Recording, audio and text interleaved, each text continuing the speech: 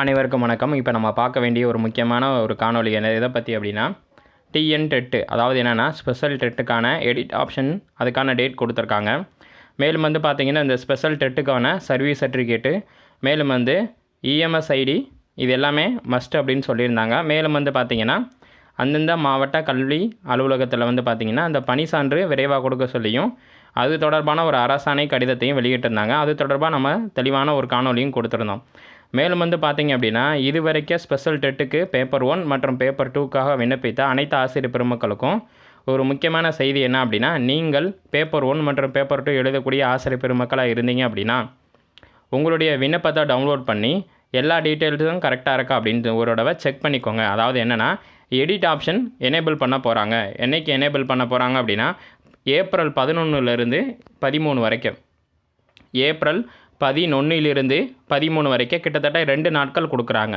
அப்போ விண்ணப்பிக்கக்கூடிய ஆசிரியர் பெருமக்கள் உங்களுடைய name, date of birth plus உங்களுடைய குவாலிஃபிகேஷன்ஸ், மேலும் வந்து பார்த்திங்கன்னா நீங்கள் எடுக்கக்கூடிய உங்களுடைய மேஜர் சப்ஜெக்ட்டு, அடிஷ்னல் சப்ஜெக்ட், அதாவது சூஸிங் த சப்ஜெக்ட்டு, மேலும் வந்து பார்த்திங்கன்னா உங்களுடைய கம்யூனல் கேட்டகிரி, அதுதான் ரொம்ப முக்கியம். ஏன் அப்படின்னா கம்யூனல் கேட்டகிரியை வச்சு தான் உங்களுக்கு mark cut off minimum qualifications கொடுக்க போகிறாங்க.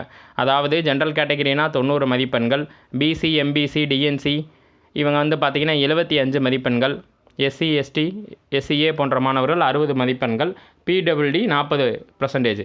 ஸோ எந்த கம்யூனல் கேட்டகரி நீங்கள் சூஸ் பண்ணால் மட்டும்தான் உங்களுக்கான அந்த மினிமம் குவாலிஃபையிங் மார்க்ஸ் அப்படின்றது உங்களுக்கு கிடைக்கும். மேலும் வந்து பார்த்திங்கன்னா உங்களோட ஸ்பெஷல் ரிசர்வேஷனுக்கான சான்றிதழ் இருந்தால் மட்டும் அதுக்கு எஸ் கொடுங்க. இது ரொம்ப முக்கியம். ஸ்பெஷல் ரிசர்வேஷன் சர்டிஃபிகேட் ஏதாவது உங்கள்கிட்ட இருந்தால் மட்டும் ஸ்பெஷல் ரிசர்வேஷனுக்கு எஸ் கொடுங்க, மித்தபடி நோ கொடுத்துருங்க. மேலும் வந்து பார்த்திங்க அப்படின்னா சர்வீஸ் சர்டிஃபிகேட்டு ப்ளஸ் உங்களுடைய இஎம்எஸ் ஐடி இதெல்லாமே கரெக்டாக இருக்கான்னு செக் பண்ணுங்கள். மீண்டும் ஒரு தடவை தெரியப்படுத்துகிறோம். ஏன் அப்படின்னா உங்களுக்கு அந்த எடிட்டிங் ஆப்ஷன் வந்து பார்த்திங்கன்னா எனேபிள் பண்ணுறது ஏப்ரல் 11லேருந்து ஏப்ரல் 13 வரைக்கும், கிட்டத்தட்ட 2 நாட்கள். ஏன் அப்படின்னா நீங்கள் கொடுத்த டேட்டா எல்லாமே கரெக்டாக இருக்கா அப்படின்னு சொல்லி நீங்கள் எப்படி கண்டுபிடிக்கிறதுனா, உங்களுடைய அப்ளிகேஷன்ஸை டவுன்லோட் பண்ணி அதை பிரிண்ட் அவுட் எடுத்து செக் பண்ணால் மட்டும்தான் என்னென்ன டேட்டா கரெக்டாக கொடுத்துருக்கோம் அப்படின்னு உங்களுக்கு தெரியும். மித்தபடி உங்களுக்கு ஏதாவது ஒரு டேட்டா தப்பாக கொடுத்துட்டீங்க அப்படின்னா, மிஸ்மேட்ச் ஆச்சு அப்படின்னா அப்ளிகேஷன்ஸோட நிலைமை வந்து கொஞ்சம் சஸ்பென்ஸ் ஆயிரும். ஸோ நீங்கள் வந்து என்ன செய்ய வேண்டியது அப்படின்னா, அப்ளிகேஷன்ஸை வந்து கரெக்டாக டவுன்லோட் பண்ணி வச்சு நீங்கள் கொடுத்துருக்கூடிய அந்த டேட்டா என்ட்ரி பண்ணியிருப்பாங்க உங்களுடைய டீட்டெயில்ஸ் எல்லாமே, அதெல்லாமே உங்களுடைய சான்றிதழில் இருக்கிறபடி உங்களுடைய நேமுக்கான spelling, initial, date of birth, education குவாலிஃபிகேஷன்ஸோட சர்டிஃபிகேட்டோட நம்பர்ஸு, ஓகேங்களா, ப்ளஸ் வந்து அந்த ஸ்பெஷல் ரிசர்வேஷன் இருக்கா இல்லையான்னு சொல்லி அதுக்கு எஸ்ஆர் நோ கொடுக்கணும். உங்களுடைய கம்யூனல் கேட்டகிரி இதான் ரொம்ப முக்கியம். ஏன்னா இந்த கம்யூனல் கேட்டகிரியை மட்டும் வச்சுருந்தான் உங்களுக்கு அந்த ஸ்பெஷல் ரிசர்வேஷன் கிடைக்க போகுது. மேலும் வந்து பார்த்திங்கன்னா இதற்கான நோட்டிஃபிகேஷன்ஸ் எப்போ வெளியே வந்துச்சு அப்படின்னா 13/2/2026.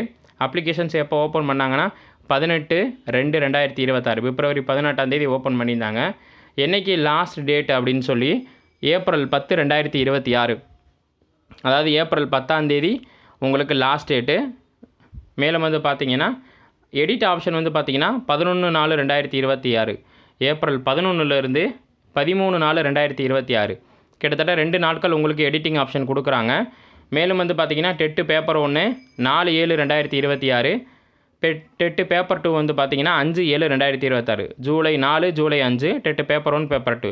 ஏன் டென்டேட்டிவ் அப்படின்னு சொல்லியிருக்காங்கன்னா, தேர்தல் முடிஞ்சு உங்களுக்கு அடுத்து அறிவிக்க போகிறதுனால டேட்டு வந்து டென்டேட்டிவ் தான் சொல்லி கொடுப்பாங்க, புரியுதுங்களா?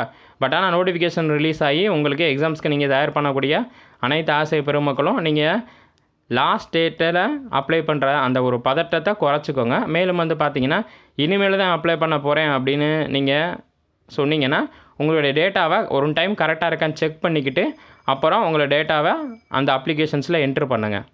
ஆல்ரெடி என்ட்ரு பண்ணவங்க ஒரு பிரிண்ட் அவுட் எடுத்து அதை செக் பண்ணிடுங்க. இனிமேல் என்ட்ரு பண்ண போகிறவங்க ஒரு டைம் அல்லது 2 டைம்ஸ் வந்து அந்த வெரிஃபிகேஷன்ஸ் பண்ணிக்கோங்க உங்களோட டேட்டா என்ட்ரிலாம் கரெக்டாக இருக்கா அப்படின்னு. முக்கியமாக டேட் ஆஃப் பர்த்தில் இப்போ 10th 12th சர்டிஃபிகேட்டில் எப்படி டேட் ஆஃப் பர்த் இருக்கோ அது ஓரியன்டாக தான் போடணும். கம்யூனிட்டி சர்டிஃபிகேட் எப்படி இருக்கோ அதில் தான் வரணும், ஓகேங்களா? இதெல்லாம் ஒரு பேசிக் திங்ஸு. அதுக்காக எடிட்டிங் ஆப்ஷன் வேறு கொடுத்துருக்காங்க. மேலும் வந்து பார்த்திங்கன்னா உங்களோட எக்ஸாமினேஷன் சென்டரை பற்றியும் டீட்டெயில் கொடுப்பாங்க. மேலும் இது தொடர்பான ஸ்பெஷல் டெட்டு தொடர்பான ஆல்ரெடி பேப்பர் 1க்கு பேப்பர் 2க்கான மாடல் கொஸ்டின்ஸ் நம்ம கொடுத்துருக்கோம். மேலும் வந்து பார்த்திங்கன்னா பல ஆசிரியர் பெருமக்கள் இந்த ஏப்ரல் 10ஆம் தேதி இந்த லாஸ்ட் டேட் அப்படின்றத இன்னும் எக்ஸ்டெண்ட் பண்ணணும்னு சொல்லி பல ஆசிரியர் பெருமக்கள் ஒர்க்கிங் டீச்சர்ஸ் வந்து கோரிக்கை வச்சுருக்காங்க. அதை பார்ப்போம். மேலும் வந்து பார்த்திங்கன்னா அந்த ஏப்ரல் 10க்கு முன்னாடியே மேக்ஸிமம் அப்ளை பண்ணாத ஆசிரியர் பெருமக்கள் மிக விரைவாக அப்ளை பண்ணிடுங்க. லாஸ்ட் நேரம் ஒரு பதட்டத்தை க்ரியேட் பண்ண வேணாம். மேலும் வந்து பார்த்திங்கன்னா சர்வர் கொஞ்சம் டவுன் ஆயிடுச்சு அப்படின்னா நம்ம கொடுக்கக்கூடிய டேட்டா ரிசீவ் பண்ணி அதை அப்லோட் ஆகிறதுக்கு லேட் ஆகும். ஸோ கிடைக்கக்கூடிய நேரத்தை சரியாக பயன்படுத்தி வேகமாக அப்ளை பண்ணிடுங்க. நன்றி.